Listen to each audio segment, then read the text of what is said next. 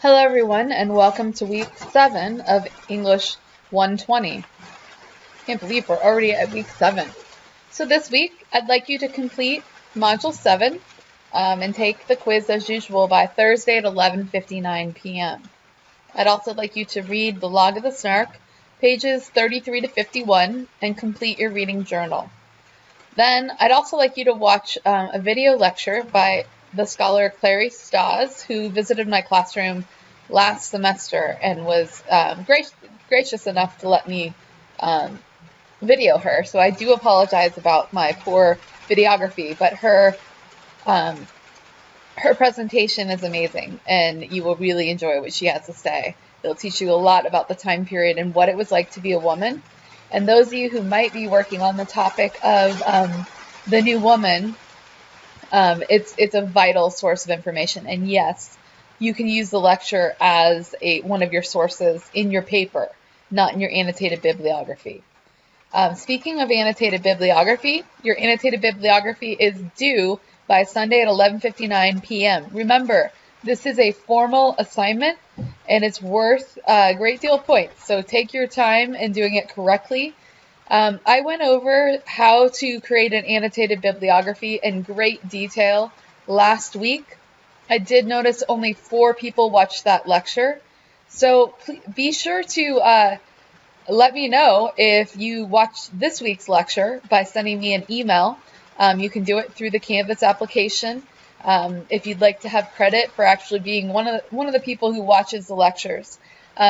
Going forward, this will be a requirement, but I guess people won't know unless they're actually watching the lectures. The reason why is that the lectures are actually where your learning takes place. It's part of what is counted in this class. And so if you're not watching the lectures, it's like you're not attending class and you can be kicked out of the class. So please make sure, if you just got this message from me and you're watching the lecture, shoot me an email in Canvas that says, "Hi, Dr. Dunkel, I watched week 7's lecture."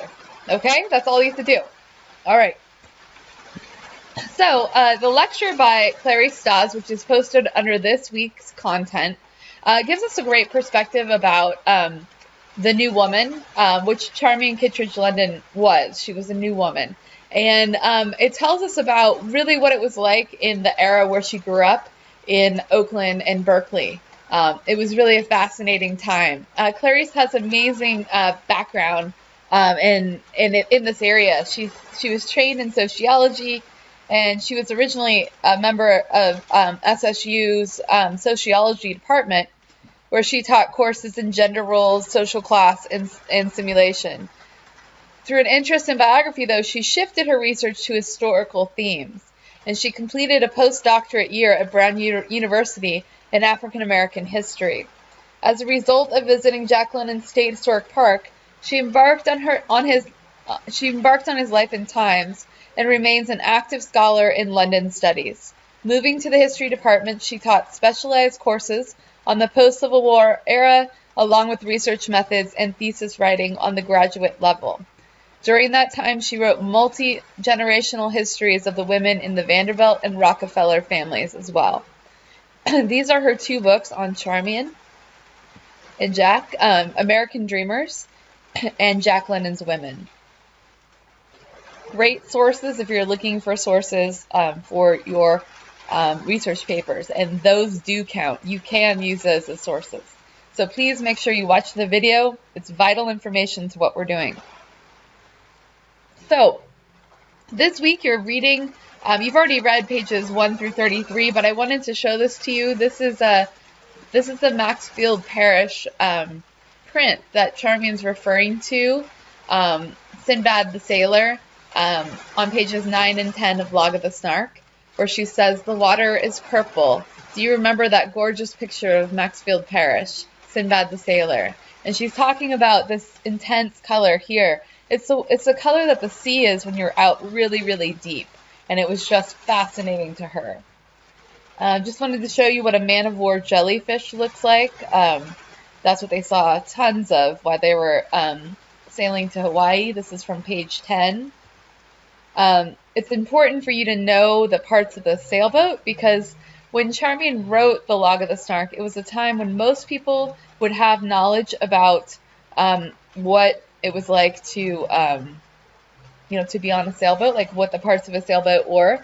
So just to give you kind of an overview, here's a graphic of, where the boom is, where the mainsail is, where the top jib, the bow, the stern, right? These are terms she's going to be throwing out throughout the whole book. And so it might be good to print out a little picture of a sailboat so you have that by your side so it makes sense to you. And always when you're reading, if there's a term you don't know, you should write down, look it up and write it down. We're going to be doing some work on that in the next section of the text.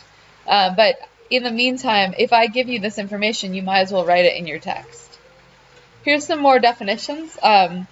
Heave to, in sailing terms, it means it's a way of slowing a sailboat's forward progress, as well as fixing the helm and sail position so that the boat does not have to be steered. That means at nighttime, you can go to sleep and just leave the ship unattended, which is huge when you're going on a long sailing trip. But what they realized, as you read about in the last section, what they realized is that the Snark actually cannot heave to.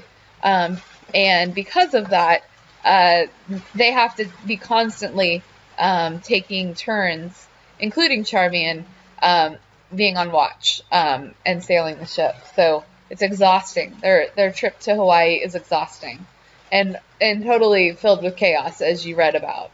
A sea anchor is an object dragged in the water from the bow of a boat in order to keep the bow pointing into the waves or to lessen the leeway. She refers to the grip, which is just another term for the flu. She talked about how they were entering the torrid zone, which is the area between the Tropic of Cancer and the Tropic of Capricorn. It's the tropics, right? It's when the waters become warmer, right? It's the tropical seas. She also refers to a boatswain locker. That's a locker for small equipment used by the people on the deck. And here is a picture of a southwester hat, which she talks about wearing, Jack wearing. This is what the Southern Cross looks like. It's a constellation that in the sky that you can only see when you are heading into the southern hemisphere. So as soon as she hit the tropics, they could see the Southern Cross. Another really important thing for you to know is about Cyrus R. Teed. So as you know, when Jack and Charmian sailed to Hawaii, they had asked Charmian's uncle to be their captain and to do the navigation for the trip.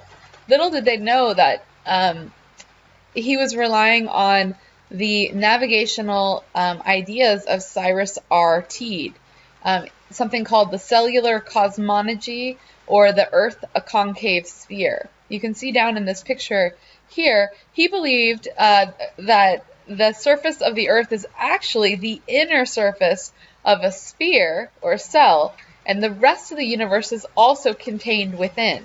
The actual sun is invisible. Our sun, the moon, and the stars are just reflections off some Mercury disks in the center of the universe. So, needless to say, Cyrus R. Teed's ideas about the universe did not stay for long.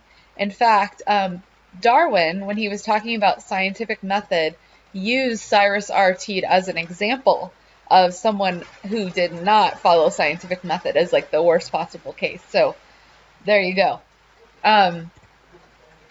When they finally do get to Hawaii, the first thing they see is Mauna Kea. This is the volcanic peak on Maui, and it is 13,000 feet.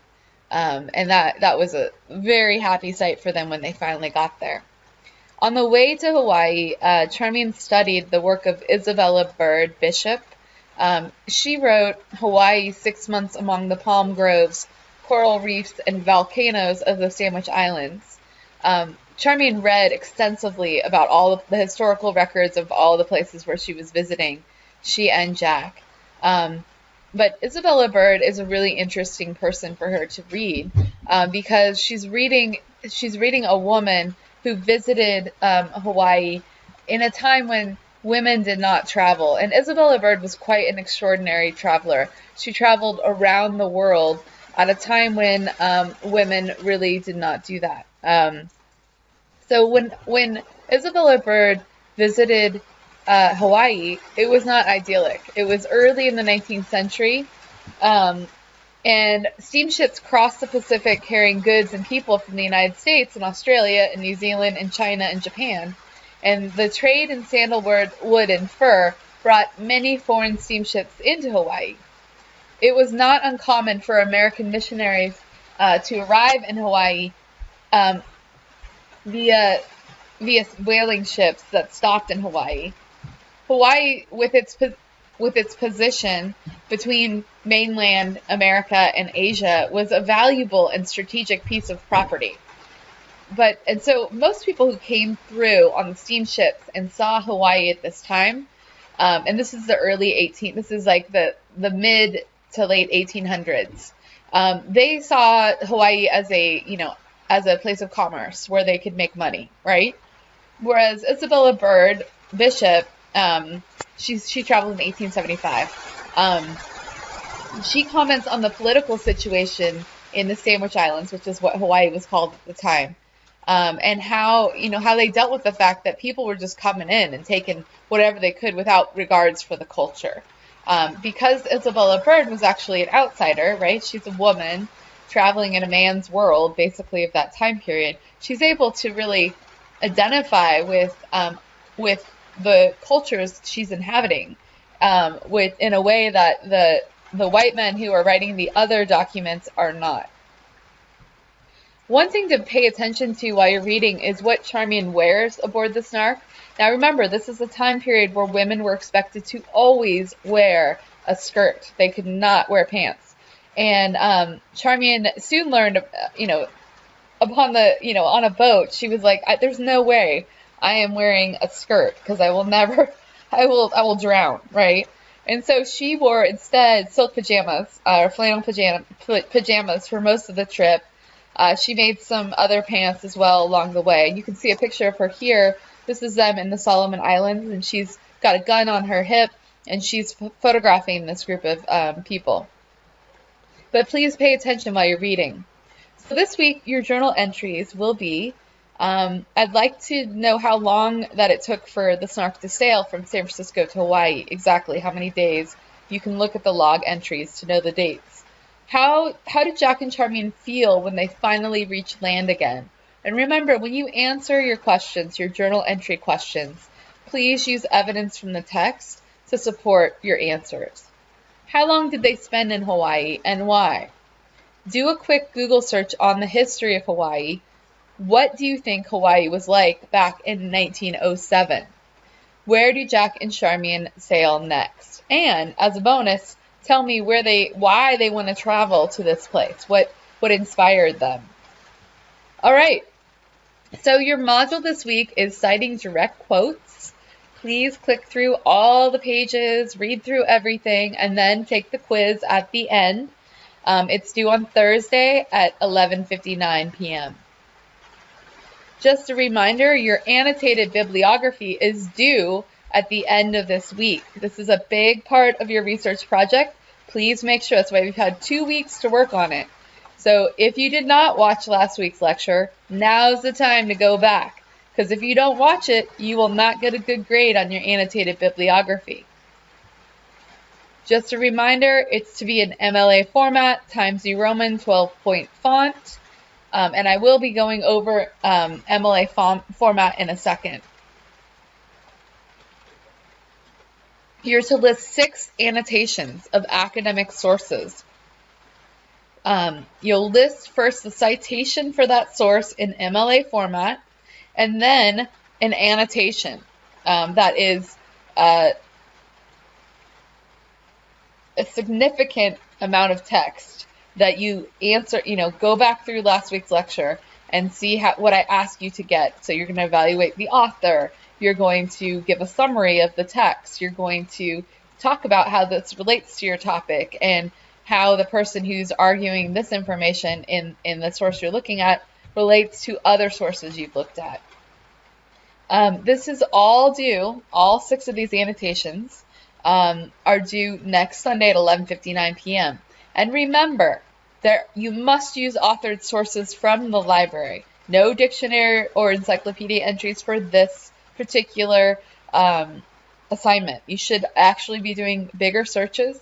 And if you're stuck, remember you can always stop by my office hours or shoot me an email.